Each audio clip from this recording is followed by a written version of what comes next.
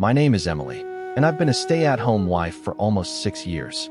My husband, David, is kind, steady, and hardworking, but over the past few months, my life has taken an unexpected turn. It all began when his mother, Margaret, moved in with us for a few months.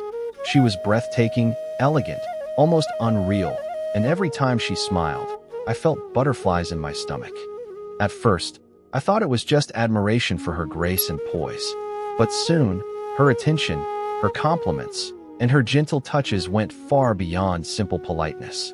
She held my hand, kissed my cheek, and one day, while helping her with dishes, she kissed me on the lips. I couldn't pull away, and honestly, I loved it. That kiss stirred sensations in me I had never felt before. Since that day, my thoughts never leave her, even when I'm with David. At night, I hardly sleep, my mind consumed by Margaret, her scent, her gestures, her smiles.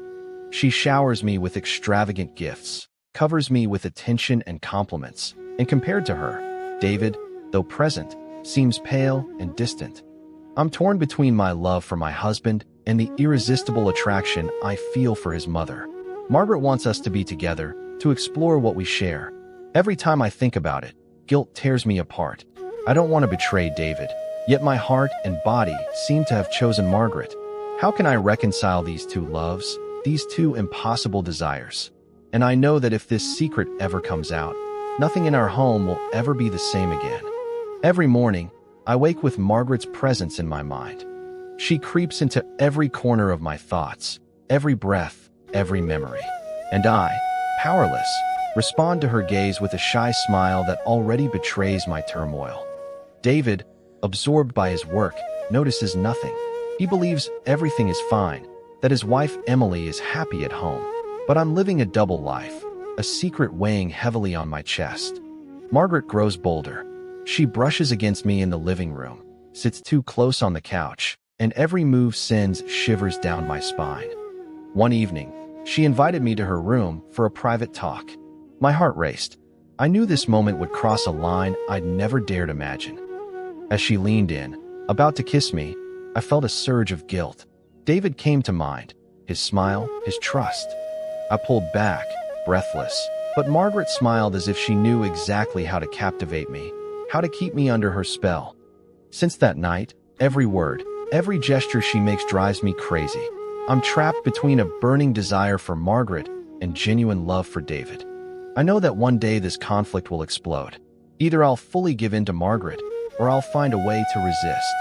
But every time I think about resisting, her eyes hold me prisoner, and I feel myself losing my grip, unable to distinguish what's right from what's dangerous. I sense that my life is about to shift dramatically, and I have no idea how far this will go. The following days, the tension in the house becomes almost unbearable. Margaret gives me gifts, invites me to intimate dinners, looks at me with intensity that makes me shiver. I find myself anticipating her every gesture, counting the hours until she returns from work or errands. Every absence feels endless. David, oblivious, talks about work, colleagues, routine, and I nod, but my mind is elsewhere, drawn to her, to this forbidden passion. One sleepless night, I found her sitting alone in the living room, a glass of wine in hand. Our eyes met, and without thinking, I sat next to her. She placed her hand on mine, and I didn't pull away. The temptation was too strong. We shared long, tender, burning kisses. Every fiber of my body vibrated under her touch. Yet deep down, guilt grew. David, my husband, my love, deserved to know the truth one day. And Margaret, what would she want next? She wanted us to take the next step, to officially start this secret affair, and my heart raced with excitement and dread. I began imagining impossible scenarios where I could love both, but reality kept bringing me back. I was betraying my husband. Margaret seemed to relish my struggle. Every move, every word, every glance was designed to make me dependent on her. I couldn't sleep, couldn't eat, my mind spinning endlessly around this obsession. And David, blind to all, continued to speak with love and trust. I knew the tension was about to reach a breaking point, and I didn't know if I would survive this emotional storm. The following week, Margaret suggested we go out alone, just the two of us. My heart raced so fast it was hard to breathe. I wanted to refuse, resist, protect my marriage. But something inside me screamed that I had to go, that I had to be swept away once again. At the restaurant, she took my hand under the table, and I felt electricity surge between us. The world disappeared. All that mattered was her. Returning home, I saw David waiting in the living room. His smile was tired, yet full of trust. Shame and guilt washed over me as I struggled to meet his eyes. Margaret noticed my hesitation. She caressed my cheek and whispered, "Don't let guilt control you, Emily. I'm the one you truly desire." I crumbled inside. Each day she gained more control over my heart and body. And I, powerless, let it happen. Then a terrible idea grew in my mind. If I could indulge this obsession with Margaret, perhaps I could live this secret passion and still keep David without sacrificing entirely. I began juggling two impossible realities. With David, I pretended normalcy. With Margaret, I unleashed my deepest desires. But the double life grew heavier every day. And I knew that one day, one of these truths would explode. The question was, which one? David deserved the truth, but I couldn't bring myself to tell him. And Margaret wanted everything: my heart, my body, my soul. This dilemma consumed me. Each moment with David felt dull. Each touch from Margaret burned. I sensed that the tension was approaching a breaking point, and I didn't know if I'd survive the flames of this forbidden love. The following days, the tension reached an almost unbearable level. Margaret was everywhere in my thoughts. Even when I spoke to David, my eyes searched for her reflection in every corner of the house. One afternoon, while David was at work, Margaret sat next to me in the living room. Her fingers brushed mine, and her breath sent shivers down my body. I let myself be carried away, unable to resist. We exchanged stolen kisses, timid yet passionate touches. The outside world ceased to exist. I felt every fiber of my body ignite under her spell. Yet a lurking fear grew inside me. Did David, my husband, my love, deserve to find out about this betrayal? And Margaret, what would she demand next? She wanted us to take the next step, to make this secret affair official. My heart raced with both excitement and guilt. I began to understand that this passion could destroy everything around me. If David ever found out, he would be shattered. But a part of me wanted to see just how far this madness could go. Every gesture of Margaret made me more dependent, every word a chain around my heart. I barely slept, barely ate. My mind spun endlessly around this obsession. And David, blind to all, continued to speak with trust and love. I knew I was in a trap of my own making, and I began to feel the vertigo of an inevitable fall.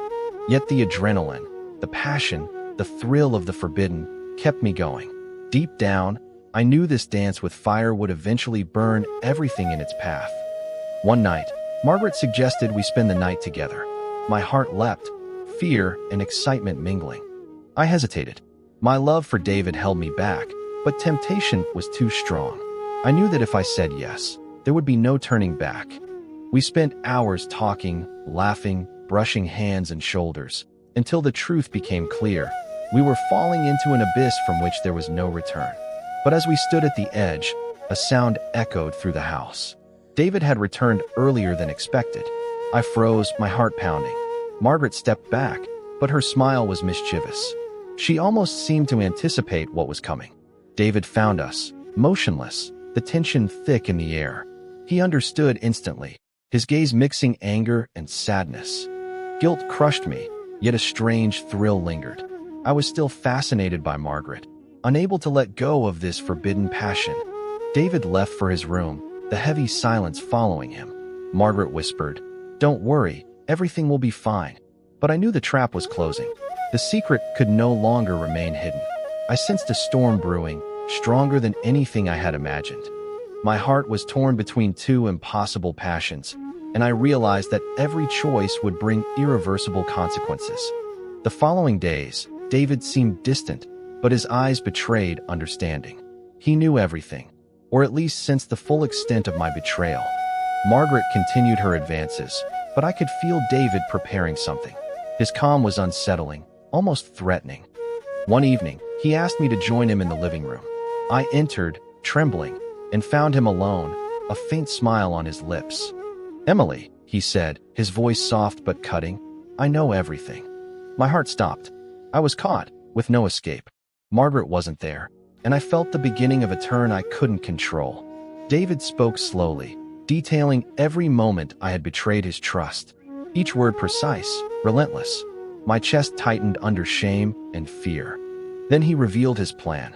Everything had been orchestrated for weeks. He had understood the attraction between Margaret and me, observed every gesture, collected every proof. Margaret, who thought she was manipulating me, would become the pawn in his revenge, and I was now an unwilling instrument of his design. David asked me to help set up a surprise for Margaret in full confidence. My heart pounded, but I knew each step drew her closer to the ultimate trap. A sense of helplessness washed over me. I was at the mercy of the man I loved and had betrayed, and I felt the outcome would be cruel, spectacular. Yet part of me still hoped David's love could repair everything, but I knew the price would be high. Margaret returned that evening, radiant, confident, ready to seduce again. But David had prepared me. I knew a trap was waiting. She laughed, taking my hand with familiarity, unaware that every move was being observed, recorded, noted. David remained hidden, silent, waiting for the perfect moment to reveal his revenge. And I, trembling, played the role of an unwilling accomplice. Margaret began to seduce me as usual. Kisses, touches, everything seemed perfectly natural. But each gesture brought her closer to the invisible trap David had set. Suddenly, David appeared, calm and relentless. He revealed every piece of evidence, every message, every gesture Margaret thought was secret. His icy expression froze her in place. The shock was immediate. She tried to smile, to deny, but the proof was overwhelming. My heart raced, caught between fear and the dark thrill of the moment. David continued, explaining that he planned to expose everything to his own family and Margaret, humiliating her publicly. I was asked to stay by his side to witness it. Margaret crumbled, realizing she had been manipulated. Her arrogance, her seduction, all turned against her. I felt a strange mix of relief and guilt. David had regained control, and I was once again the faithful wife he knew. That night, the house was filled with tension, regret, and certainty. Never again could Margaret, or I, repeat this madness. In the days that followed, Margaret remained silent, humiliated, aware she had been exposed. David, calm again, held a new intensity in his gaze. I felt our relationship changing. Betrayal had left scars, but also a stronger, almost unbreakable bond. David explained he wouldn't punish me physically, but trust would have to be rebuilt slowly, and Margaret would never be allowed to meddle in our lives again. Margaret had to leave a few days later, claiming a trip. I knew her departure was necessary to protect our home and restore balance. During her absence, David and I began to rebuild our intimacy. Every gesture, every word, carried caution and love. I realized how weak I had been, how fascinated I was by the forbidden, and how much I had risked losing everything. Every night, I thought of Margaret with bitterness and relief. I had almost touched disaster, and David's revenge had saved our home. David, for his part, returned to being caring and attentive, but his vigilance remained. I knew the hardest part was over, regaining his full trust and letting go of Margaret. I felt ready. I had confronted my desires, my weaknesses, and now I had to choose between lasting love and destructive passion. And in this silent struggle, I understood that David had won. Not just the battle, but the most important lesson. In our home, no one plays with us without consequence. Margaret never returned, and the house regained relative calm. David and I tried to restore our routine, but memories lingered. I felt something had shifted within me. My destructive passion for Margaret had turned into regret, shame, and a lesson about limits and desires. David was attentive, patient, but his gaze carried subtle reminders that trust must be earned. Every gesture, every word, every smile was now filled with thoughtfulness. We were rebuilding our relationship, slowly, carefully. Margaret understood her power over us was gone. She wouldn't come back. David explained he orchestrated everything not to punish me, but to protect us, to show Margaret she couldn't manipulate either of us. I realized David's revenge had been perfect, discreet, merciless, yet fair. He hadn't destroyed Margaret physically, but he had shattered her illusion of control. And I slowly reclaimed my role as a faithful wife, aware of my mistakes, determined to rebuild our love. The house breathed again, yet the experience left deep scars in my mind and hearts. I knew I'd live with this memory forever, a reminder of desire's fragility and loyalty's power. Above all, I knew David had proven no one manipulates him without consequences. His revenge was intelligent, perfect. Over time, tension faded, but caution remained. David and I regained our closeness, but gestures and words carried awareness and mutual respect. I felt transformed. The forbidden passion for Margaret had been replaced by a deeper, more enduring love for David. Margaret had disappeared from our lives, knowing the game was over. She would never return. Every night, I still thought of her, but with nostalgia and relief. I had almost faced disaster, and David's revenge had preserved our home. David, meanwhile, was attentive, loving, yet vigilant, ready to protect what was ours. I finally understood that love isn't just desire. It's trust, patience, and fidelity. Every gesture I now made was deliberate, every word measured, reflecting the lesson learned. We survived the ordeal, but nothing would ever be exactly the same. Margaret's memory, the forbidden passion, would remain etched forever. Yet I felt ready to move forward, to rebuild a life where David and I could face anything together. The house, silent and calm, symbolized this rebirth. The past was present, but it no longer dictated our future. I had learned to love fully, consciously, knowing David's revenge had protected both our hearts and our souls. Time passed, and Margaret never returned. David and I found our balance again, but the lesson remained in our hearts. Every gesture, every glance, every word now carried caution and tenderness. Trust was rebuilt, strong yet delicate. We learned to savor every moment, to strengthen our love, to never take each other for granted. Margaret had been defeated, not by force, but by strategy, patience, and David's vigilance.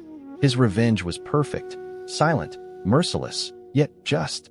I finally understood that loyalty and fidelity have a price, and betraying those you love can lead to irreversible consequences. We resumed our life, and every corner of the house reminded us no one could manipulate David with impunity. I felt both guilty and grateful. Guilty for my failure, grateful that David had turned our ordeal into strength for our relationship. Every night, I sleep in peace, aware of what we endured, but stronger and more devoted to the man I love. David's revenge was sweet, perfect, and it allowed us to rebuild a love stronger, truer, and invincible. And I, Emily, know I will never again be swept away by forbidden passion, having learned the value of fidelity and true love. The house breathes calm, full of recovered love, the victory of loyalty, and the power of a couple united against all odds. In this regained silence, I finally understand.